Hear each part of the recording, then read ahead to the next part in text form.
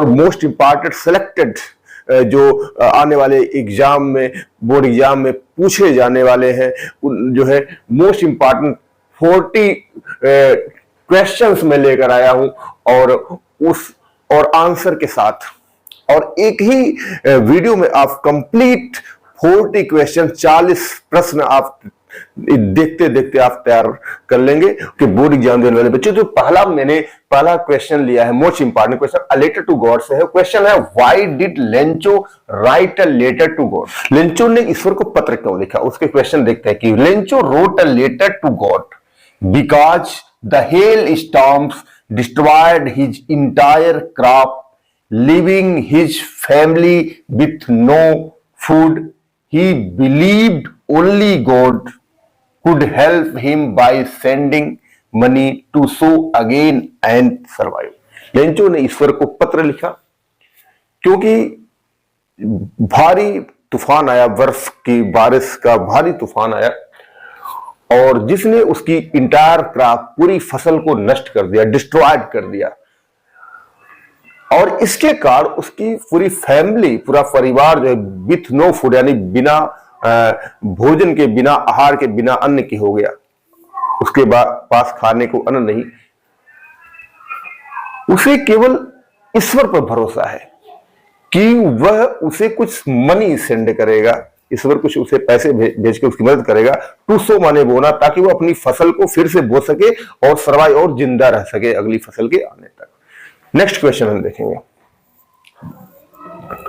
दूसरा क्वेश्चन भी a letter to God lesson से मोस्ट इंपॉर्टेंट है। How did the hailstorm destroy Lencho's crop? यानी कि उस हेल स्टॉर्म्स ने, उस बर्फ की भारी तूफान ने, बारिश ने कैसे लेंचो की फसल को समाप्त कर दिया, डिस्ट्रॉय कर दिया, नष्ट कर दिया। A sudden storm brought heavy hailstones that fell frozen pulse within an hour. The field looked white as if covered with salt, and the entire crop was completely ruined. अचानक तूफान जो आया, अचानक जो बारिश हुई, उसमें बर्फ के पड़ने लगे, ओले पड़ने लगे। उसकी वजह से भारी ओले के पत्थर, बर्फ के छोटे छोटे टुकड़े गिरे और जो इस तरह से गिरे जैसे कि मोतियों की तरह वो जमे हुए थे, फ्रोजन माने जमे हुए थे, पल मोतियों की परत जैसे जम गई हो।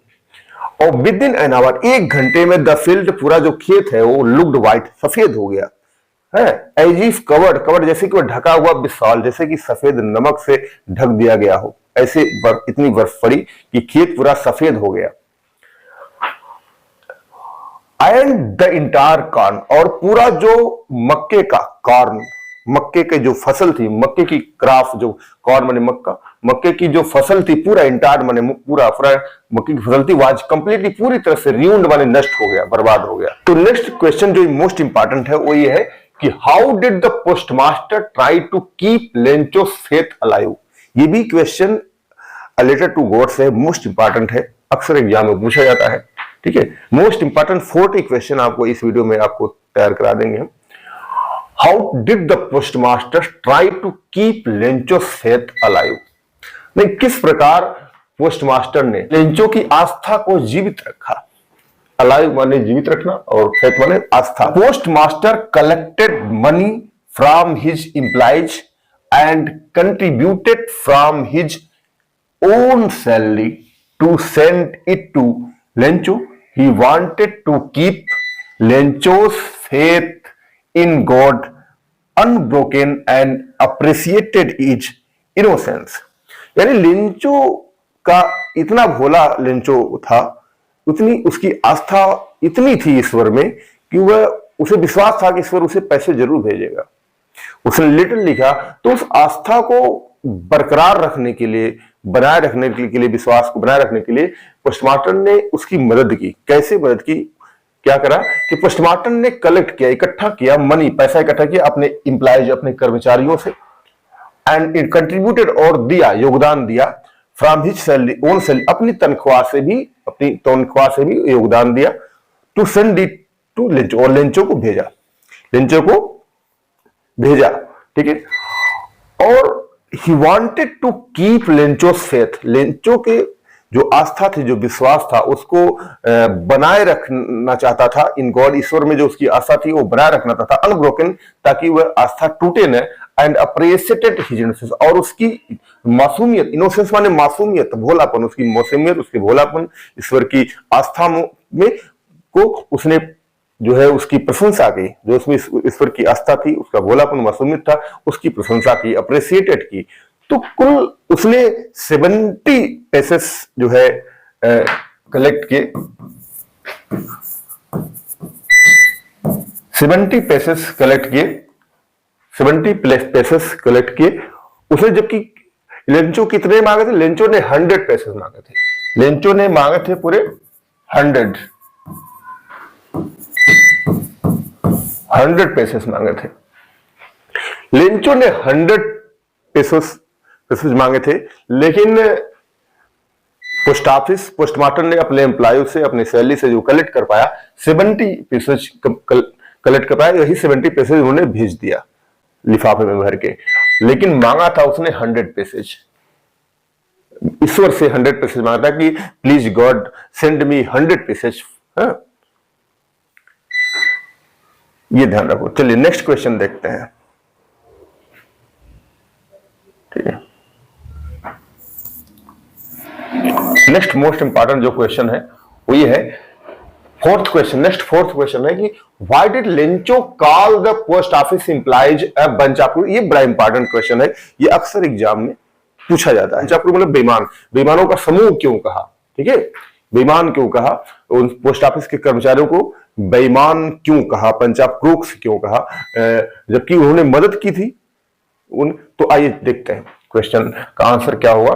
क्वेश्चन का आंसर ये होगा कि Lencho received less money, less मतलब कम, मैंने पहले बताया 70 पैसेस प्राप्त किए उसने, जबकि मांगा था 100 पैसेज, ठीक है। लेंचो रिसीव्ड लेस मनी, कम पैसे उसने कम प्राप्त किए, मांगा था उसने 100 पैसेज और प्राप्त किए 70 पैसेज, ठीक है।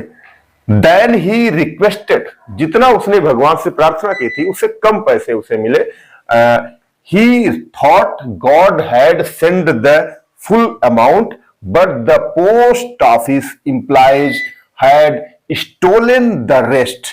रेस्ट माने तो शेष, यानी उसने सोचा कि लेंचो ने जितनी प्रार्थना की थी ईश्वर से उससे कम पैसे उसने प्राप्त किया, और उसने सोचा कि गॉड ने उसे पूरे पैसे, पूरे अमाउंट माने वैसे धन राशि, तो पूरे धनराशि ईश्वर ने उसे भेजे, 100 पैसे जबकि मांगे थे उतना भेजा होगा, लेकिन बट द पोस्ट ऑफिस जो एम्प्लॉय है, जो डाक कार्यालय के जो कर्मचारी हैं, उन्होंने चुरा लिए, स्टोलन माने चुरा लिए पैसे, द रेस्ट बाकी पैसे, रेस्ट माने शेष पैसे जो 30 पैसे है वो चुरा लिए।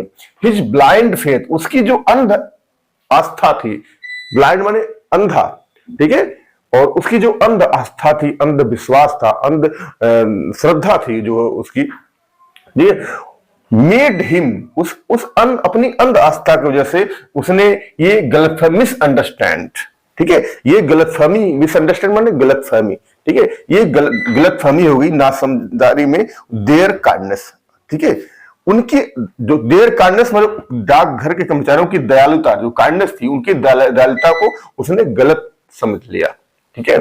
तो अपनी अंध आस्था की कारण से जो है, अपनी अंध आस्था, अपने विश्वास के कारण से उसने जो है उनकी दयालुता को, उनकी जो इस एक्ट ऑफ काइंडनेस को, दयालुता भरे कार्य को उसने गलत समझ लिया। Nelson Mandela Long Walk to Freedom. दूसरे लेसन से अब मोस्ट इंपॉर्टेंट क्वेश्चन हमने लिया है, जो 5वां क्वेश्चन है, व्हाट ट्विन ऑब्लिगेशंस, दूसरा क्वेश्चन है, what twin obligations Dutch Mandela mention. Obligations माने होता है जिम्मेदारियां, ऑब्लिगेशन माने कर्तव्य, जिम्मेदारियां, तो ट्विन माने जुड़वी यानी दो, ठीक है। तो कौन सी दो जिम्मेदारियां, कर्तव्य थे जिसका नेल्सन मंडेला ने मेंशन माने उल्लेख किया है। मंडेला मेंशन माने उल्लेख करा, मंडेला ने उल्लेख किया है कि 2 ड्यूटीज, दो कर्तव्य, दो ऑब्लिगेशंस, ऑब्लिगेशन माने कर्तव्य, जिम्मेदारी, दो जिम्मेदारियां, दो कर्तव्य का उल्लेख किया है। वन टूवर्ड्स हिज फैमिली, एक कर्तव्य जो है, ड्यूटी माने कर्तव्य, एक कर्तव्य उसके परिवार के प्रति, अपने परिवार के प्रति, पेरेंट्स माता पिता के प्रति, एंड कम्युनिटी और अपने समुदाय के प्रति। पहली जिम्मेदारी अपने परिवार के लिए, माता पिता के लिए, एंड कम्युनिटी और समुदाय के लिए, और दूसरी है द अंदर towards his people and country, और दूसरी जो जिम्मेदारी करता है वो अपने राष्ट्र के लिए, अपने देश के लिए। ठीक है, under apartheid fulfilling these obligations was impossible for black citizens. तो इस वहां पे काले गोरे का बहुत भेदभाव था अफ्रीका में। तो काले गोरे भेदभाव के कारण, इस जो है संघर्ष के कारण जो है वहां पे दोनों जिम्मेदारियां काले नागरिकों के लिए, जो काले नागरिक थे अफ्रीका के, उनके लिए जो है अपनी जो दोहरी जिम्मेदारियां थी, जो दोनों जिम्मेदारियां थी, उसको निभाना उनके लिए बड़ा असंभव था, इम्पॉसिबल था, मुश्किल था। ठीक है, तो ये दो जिम्मेदारियां थी, एक तो अपने परिवार फैमिली और दूसरी देश के प्रति। ठीक है, दोनों जिम्मेदारियां काले लोगों के लिए बड़ी मुश्किल थी निभाना, भेदभाव के कारण। काले गोरों का वहां भेदभाव था बहुत ज्यादा। जो 6 क्वेश्चन है, जो मोस्ट इंपॉर्टेंट 6 क्वेश्चन हमने लिया है, वो है कि why was the inauguration, why was the inauguration day, why was the inauguration day significant. उद्घाटन, इनॉग्रेशन माने उद्घाटन, इनॉग्रेशन माने था उद्घाटन। उद्घाटन का जो दिन था वो सिग्निफिकेंट क्यों था, महत्वपूर्ण क्यों था। ठीक है, तो हम इसको पढ़ेंगे, इसका आंसर कि it marked the end of apartheid, it marked the end of apartheid and the beginning of a democratic South Africa, and Mandela became the first black president, symbolizing freedom, equality and a new era for the nations। तो इसने जो है जो काले गोरों के प्रति जो भेदभाव था उसको समाप्त किया। ये जो काले गोरों के प्रति जो भेदभाव था उसको समाप्त किया, और एक प्रजातंत्र, जो डेमोक्रेटिक लोकतंत्र, दक्षिण अफ्रीका में लोकतंत्र स्थापित हुआ, प्रजातंत्र स्थापित हुआ।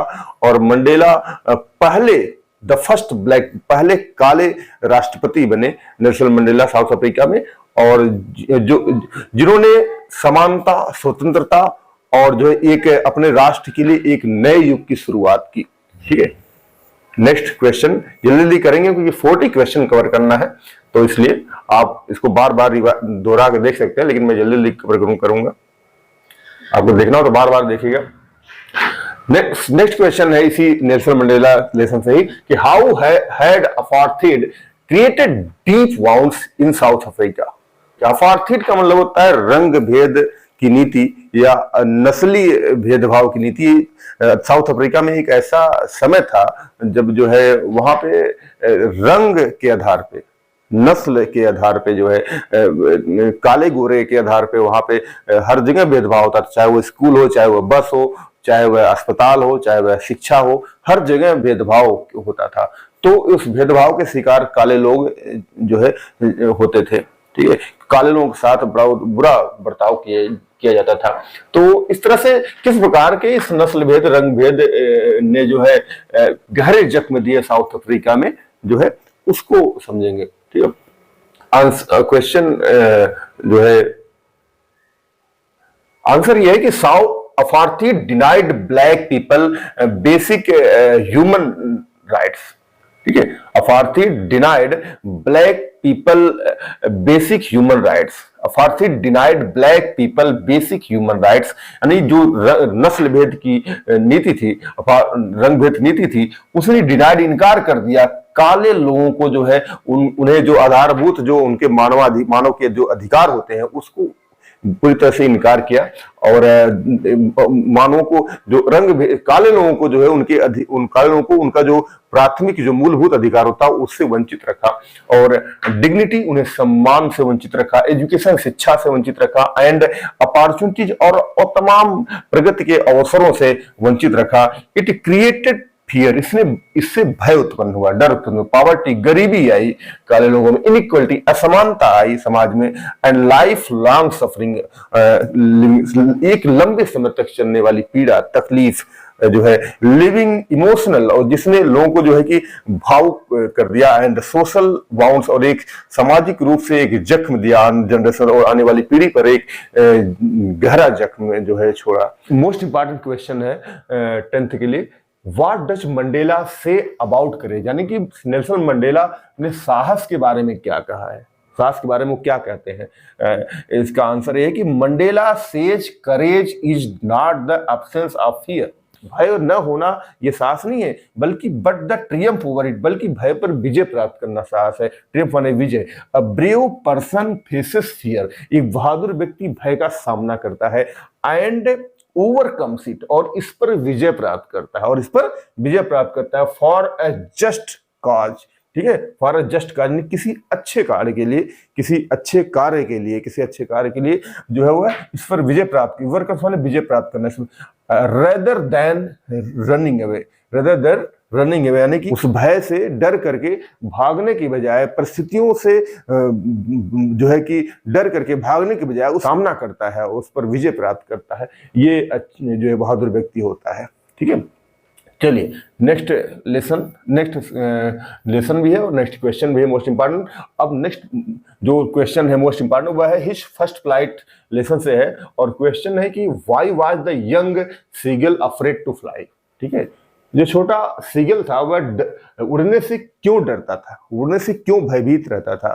ठीक है, और इसको देखेंगे, ही आंसर देखिए कि he feared that his wings were too weak to support him, यानी कि वो इसलिए डरता था कि उसके पंख बहुत कमजोर थे, अब बहुत कमजोर थे, बहुत ज्यादा कमजोर थे, वो उसको सपोर्ट नहीं कर सकते थे, वो उसको सहारा नहीं, सपोर्ट माने सहारा, उसको सहारा नहीं देते, उसके पंख इतने कमजोर थे कि वो उसको सहारा नहीं दे सकते थे, इसलिए वह डरता था। He lacked confidence and imagined he would fall into the sea, वह जो है उसमें लैक माने अभाव होना, उसमें कमी थी, कॉन्फिडेंस की, आत्मविश्वास की कमी थी उसमें, एंड इमेजिन, और वह कल्पना करता था कि वह समुद्र में गिर जाएगा। ही फियर, वह डरता था कि उसके डर ने उसे बना दिया, क्या बना दिया, एक स्टे अलोन, अकेले रहने के लिए, वो अकेले रहने लगा अपने डर की वजह से, ऑन द लीज, एक अपनी ही किनारे, अपनी हद में, एक स्थान पे, एक जो है लीज माने होता है हद में, अपनी हद में जो है, ठीक है, और या किनारे पर, या यहाँ ये भाव किनारे पर है कि किनारे पर ही वह रहने लगा, अकेले रहने लगा, और वह डरता था। नेक्स्ट क्वेश्चन है, how did the mother seagull trick him into flying, यानी जो मदर सीगल थी वो किस तरह का, क्या कोशिश की, उसने क्या चाल चली कि ताकि वो उड़ने लगे। She flew near him holding a piece of fish, वह उसके पास एक मछली का टुकड़ा लेकर जाती है उड़ते हुए, और जैसे वो बच्चा he try to reach the food, जैसे ही वह भूख में उस भोजन के पास, मछली के पास पहुंचने का प्रयास करता है, पकड़ने का प्रयास करता है, ही फेल फ्रॉम द लीज, वह उस कगार से, उस किनारे से जहाँ पे वो बैठा रहता है, जिस कगार पर, जिस उभरे हुए हिस्से पर, लीज मतलब हद, कगार, किनारा, जहाँ पे वो बैठा रहता है, उभरा हुआ कोई हिस्सा जहाँ पे बैठा रहता है, वहां से वो गिर जाता है। एंड हिज विंग्स, और उसके जो पंख होते हैं ओपन, खुल जाते हैं, ऑटोमेटिकली अपने आप स्वतः खुल जाते हैं, मेकिंग हिम फ्लाई, और वो उड़ने लगता है। ठीक है, तो ये नेक्स्ट क्वेश्चन हम देखेंगे, describe the seagulls first flight, seagulls, उस सीगल की पहली उड़ान, यानी पहली बार जब फ्लाई करता है, उड़ता है, तो उस पहली उड़ान को वर्णन करो। At first he was terrified, पहले तो सर्वप्रथम वह टेरिफाइड, वह भयभीत था, टेरिफाइड में भयभीत था, बट सून, लेकिन जल्द ही फेल्ट द विंड, जल्द ही उसने हवा को जो है अपने अंदर, अपने पंखों के अंतर, अपने पंखों के अधीन जो है उसने महसूस किया, और कि he glided soared and screamed with joy, his family celebrated his courage and welcome him proudly. ठीक है, यानी कि ग्लाइडेड माने वह फिसलता हुआ उड़ा, ग्लाइडेड माने फिसलना होता है, नहीं, वो फिसलता हुआ उड़ा, सोड माने सोड मतलब ऊपर उठकर, ऊपर उठकर उड़ना, ऊंचाई पर उड़ना, तो ऊंचाई पर ऊपर उठकर उड़ा, एंड स्क्रीम्ड विथ जॉय, और खुशी से चिल्लाया, स्क्रीम माने चीख उठा, चिल्लाया, चीखना, चिल्लाना, तो उस खुशी से चीखा, चिल्लाया। हिज फैमिली, उसका परिवार, उसके परिवार ने उसको उत्सव मनाया, सेलिब्रेट किया, उसकी हिज करेज, उसके साहस की, और वेलकम हिम प्राउडली, और उसका गर्व से जो है उसका स्वागत किया, प्राउडली, गर्व से उसका स्वागत किया, और उसके उस उत्साह को जो है सेलिब्रेट किया, उत्सव की तरह मनाया, और सभी खुश हुए। नेक्स्ट जो है क्वेश्चन है। नेक्स्ट क्वेश्चन है द ब्लैक एरोप्लेन से। नेक्स्ट क्वेश्चन है जो लेसन है द ब्लैक एरोप्लेन से। इसमें मोस्ट इंपॉर्टेंट क्वेश्चन जो है 12th है कि why did the narrator decide to fly through the storm. कि जो कहानी का वर्णन करता है नरेटर है, उसने जो है कि स्टॉर्म तूफान से होकर उड़ना क्यों निश्चय किया। यानी जो नरेटर है, जो कहानी का वर्णन करता है, उसने डिसाइड किया, निश्चय किया, निर्णय किया, क्यों, टू फ्लाई थ्रू, थ्रू माने से होकर, द स्टॉर्म तूफान से होकर, स्टॉर्म माने तूफान, तूफान से होकर जो है उड़ना, जो उसने क्यों निर्णय किया कि तूफान से उड़ने का निश्चय क्यों किया उसने, नरेटर ने। इसका आंसर देखिए, he was excited to reach Paris for breakfast with his family, ignoring danger. He trusted his luck and entered the storm clouds, hoping to reach sooner. ठीक है, वह रोमांचित था, एक्साइटेड माने उत्तेजित था, रोमांचित था पेरिस पहुंचने के लिए, ब्रेकफास्ट विथ हिज फैमिली, अपने परिवार के साथ वह नाश्ता करना चाहता था। पेरिस पहुंच करके वह वहां पहुंचने के लिए रोमांचित था, इसलिए उसने अनदेखा किया, इग्नोरिंग माने अनदेखा करना, उसने खतरों का अनदेखा किया। और ही ट्रस्टेड हिज लक, लक माने भाग्य, उसने अपने भाग पर ट्रस्ट किया, विश्वास किया। And entered the storm clouds, और जो तूफान भरे बादलों में उसने प्रवेश किया। And hoping to reach sooner, hoping माने वहां पे पहुंचने की उम्मीद करना, यानी वह जल्द से जल्द पहुंचने की उसने उम्मीद की, उम्मीद करते हुए जल्द से जल्द, सूनर जल्द से जल्द पहुंचने के लिए, पेरिस जल्द से जल्द पहुंचने के लिए उसने उम्मीद की। ठीक है, और नेक्स्ट क्वेश्चन है 13th। नेक्स्ट क्वेश्चन है कि what difficulties did he face inside the clouds. What difficulties did he face inside the clouds? ने कौन सी कठिनाइयां उसने जो है बादल के अंदर महसूस की। He couldn't see anything, वह कुछ भी नहीं देख, बादलों के अंदर जब वो घुसा तो वह उसे कुछ भी दिखाई नहीं दे रहा, couldn't see anything, वो कुछ भी दिखाई नहीं दे रहा था। And his compass, ठीक, उसका जो दिशा सूचक यंत्र है, स्टॉप्ड वर्किंग, वो काम करना बंद कर दिया। द रेडियो वेंट डेड, जो रेडियो जिसपे प्रसारण होता है, सूचना जो है भेजी जाती है, उस रेडियो ने काम करना बंद कर दिया, डेड हो गया।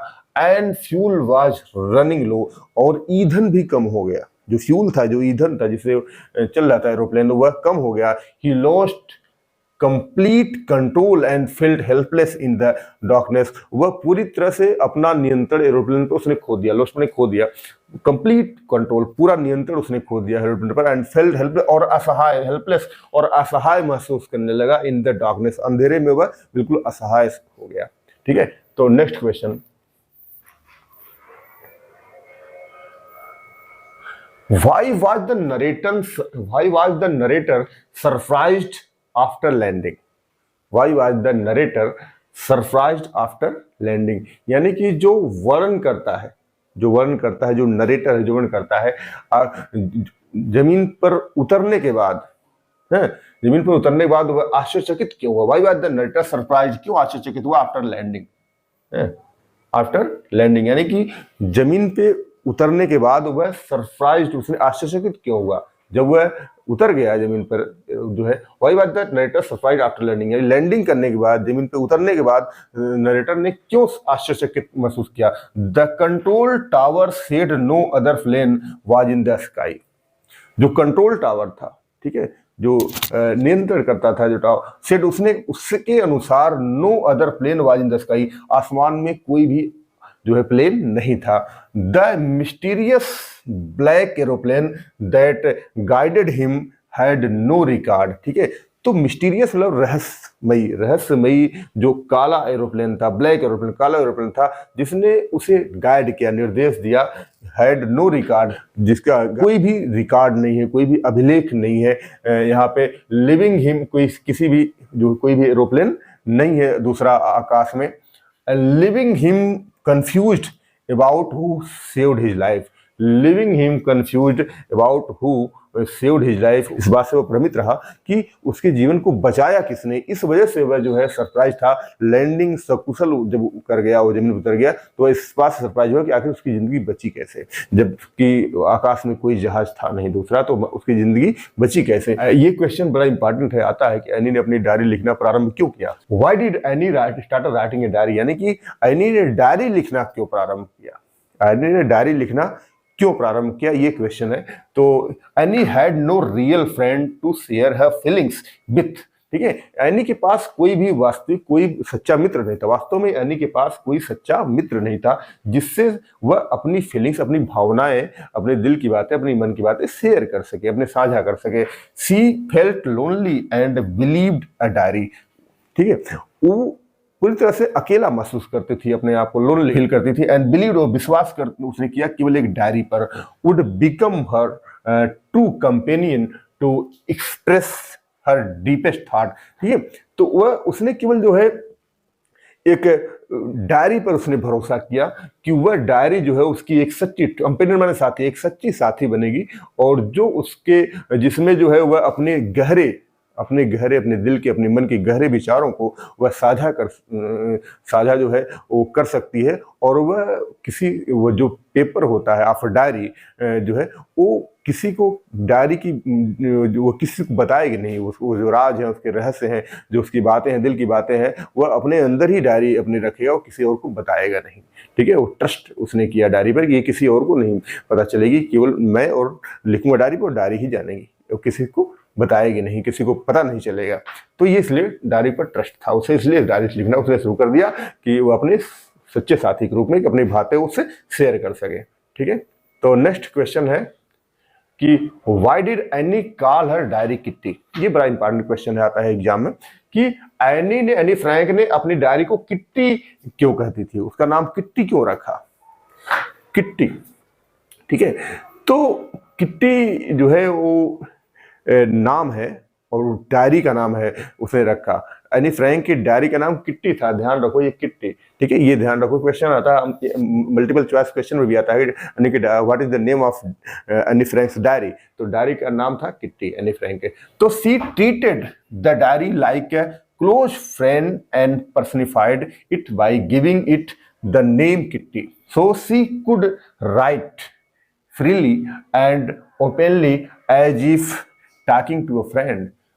उसने किट्टी नाम दिया अपनी डायरी को, इसलिए दिया क्योंकि वह जो है कि एक उसे सच्चा मित्र समझती थी और अपना सबसे करीबी मित्र समझती थी, और उसे मानवीकृत किया कि जैसे एक पर्सन की तरह जो है कि पर्सन की तरह बिहेव, पर्सनिफाइड यानी मानवीकृत किया उसका, कि एक पर्सन की तरह, व्यक्ति की तरह उसे जो है सहेली की तरह उसे अपना समझा, ताकि वह एक नाम दे करके उसने उसे नाम दिया, ठीक है, नाम दिया।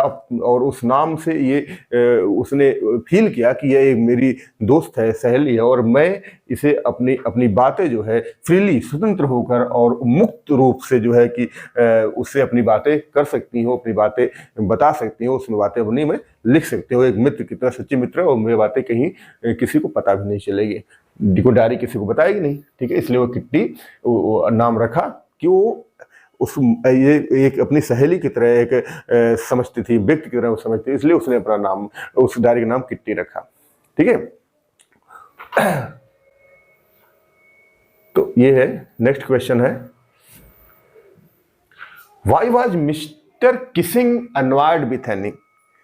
Why was Mr Keesing unnerved with Anne, यानी कि मिस्टर किसिंग एनी फ्रैंक से क्यों परेशान रहते थे, ठीक है, क्यों परेशान रहते थे, ठीक है, क्यों परेशान थे, क्यों नाराज रहते थे।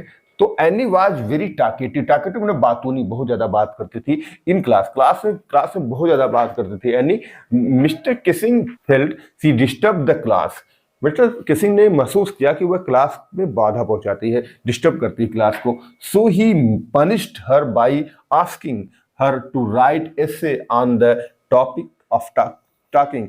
इसलिए जो है मिस्टर किसिंग ने जो है उसे दंडित किया, पनिश्ड माने दंडित किया, क्या ये उसे जो है कि इससे लिखने का दंड दिया, निबंध लिखने का दंड दिया, on the topic of talking, यानी बात करने पे, ऑफ टॉकिंग, टॉकेटिव, बातूनी विषय पर, टॉकिंग विषय पर, कन्वर्सेशन विषय पर निबंध लिख कर लेके आओ, यही उसकी सजा थी। तो नेक्स्ट क्वेश्चन है, बड़ा इंपॉर्टेंट है कि how did Anne turn her punishment humorous. Humorous माने हास्यास्पद, ठीक है, हंसाने वाला, हास्यास्पद, ठीक है। तो उसकी जो पनिशमेंट थी, जो सजा थी, वो हास्यास्पद कैसे हो गई, टर्न माने बदल जाना, ठीक है। तो कैसे हास्यास्पद में बदल गई उसकी सजा, ठीक है, हास्यास्पद हो गई। देखो, she wrote a clever and funny essay comparing her talking habit to inherited traits. उसने एक चालाक, क्लेवर माने चतुर, चालाक, और फनी और एक विचित्र, एक मजाकिया निबंध लिखा, ठीक है, कंपेयरिंग, तुलना करते हुए हर टॉकिंग हैबिट, उसकी अपनी बात करने वाली आदत, और इनहेरिटेड, विरासत में मिले, इनहेरिटेड विरासत में मिले गुणों को, ट्रेट्स, विरासत में ट्रेट्स माने गुण, विचित्र निबंध लिखा। And mister Keesing enjoyed her creativity and stopped punishing her afterwards, ठीक है। और मिस्टर किसिंग ने उसकी क्रिएटिविटी, उसकी रचनात्मकता, उसकी जो कला है, लिखने की जो कला थी, क्रिएटिविटी, लिखने की कला, और को उसने जो है उन्होंने एंजॉय किया, उन्हें अच्छा लगा। स्टॉप्ड, और उसे दंड देना, उसके बाद आफ्टरवर्ड, इसके बाद उसे दंड देना उन्होंने बंद कर दिया, ठीक है। तो ये था।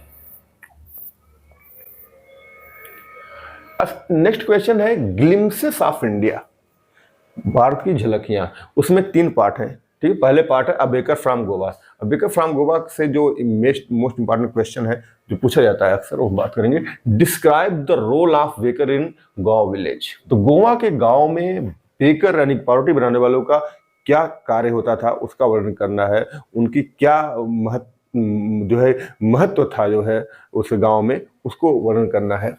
The baker was essential for every occasion, marriage, festivals and daily meals.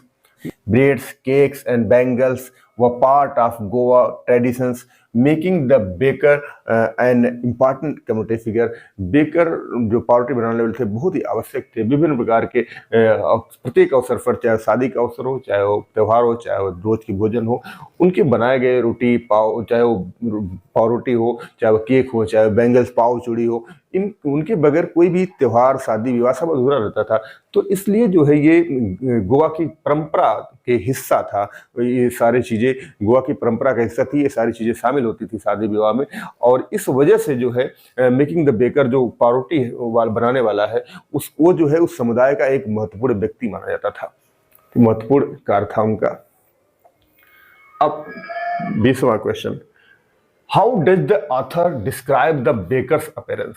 जो पावरोटी बनाने वाले होते थे, पावरोटी बनाने वालों की पहनावा कैसा होता था, वो कैसे रहते थे, किस प्रकार रहते थे, वो क्या पहनते थे, कैसे चलते थे, क्या उनके हाथ में रहता था, और वो जो है क्या चीज लेके चलते थे, उनका अपीयरेंस किस तरह वो दिखते थे, वो उसके बारे में लेखक ने क्या वर्णन किया है, इसको हम समझेंगे। कि you are a traditional long frock like dress called kabai. याद रखो, ये बड़ा इंपॉर्टेंट क्वेश्चन है कि वो एक पारंपरिक लंबा फ्रॉक की तरह जो है एक ड्रेस बनते थे, जो कबाई कहा जाता था, ठीक है। जो है कबाई, ये दिमाग में रखो, क्योंकि क्वेश्चन मल्टीपल चॉइस क्वेश्चन में पूछा जाएगा। कबाई उनका ड्रेस था। And his large belly showed his prosperity. उनकी बड़ा पेट, उनकी तोंद निकली रहती थी, बड़ा पेट, वो उनकी जो बड़े पेट, पेल मैंने पेट, उनकी जो बड़ा पेट था, वो प्रॉस्पेरिटी यानी संपन्नता, सुख की जो है पहचान होती थी, जो उनकी संपन्नता को दिखाता। उनका जो बड़ा पेट, विशाल पेट है, वो दिखाता था कि वो संपन्न, उनकी संपन्नता को ये प्रदर्शित करता था। And he carried A bamboo, ठीक है, वो एक बांस लेके चलते थे, बांस लेके, बम्बू स्टॉफ, ठीक है। And walked making the Jhang Jhang sound, एक बांस लेके चलते थे और बांस पे ऐसे धम धम बोलते, जहाँ जाते झम झम झंग झंग की आवाज आती। इनके सिर्फ एक टुकड़ी होती थी और उस बांस से झम झंग लेके चलते, बांस की ध्वनि से जो है सभी लोग जाग जाते थे। तो उस बांस पे टुकड़ी रख के फिर वो बेचते थे उस पावरोटियों को। तो ये कहानी है। तो अब मैं जो है, चूंकि लंबा हो गया, 40 क्वेश्चंस हैं, तो ये 20 क्वेश्चन इस पार्ट में दे रहा हूँ। दूसरा पार्ट में जो बाकी 21 से 40 तक दूसरा पार्ट बनाऊंगा, तो क्योंकि काफ़ी लंबा वीडियो हो जा रहा है, तो इस वजह से मैं 20 क्वेश्चन का एक वीडियो बना रहा हूँ, पार्ट 1, और सेकेंड पार्ट में 21 to 40 क्वेश्चन में दूंगा, 20 क्वेश्चन सेकेंड पार्ट में रहेगा। तो इसको एंजॉय करो और देखो, सेकेंड पार्ट का आप इंतजार करो, सेकेंड पार्ट में जल्दी अपलोड करूंगा। Thank you so much.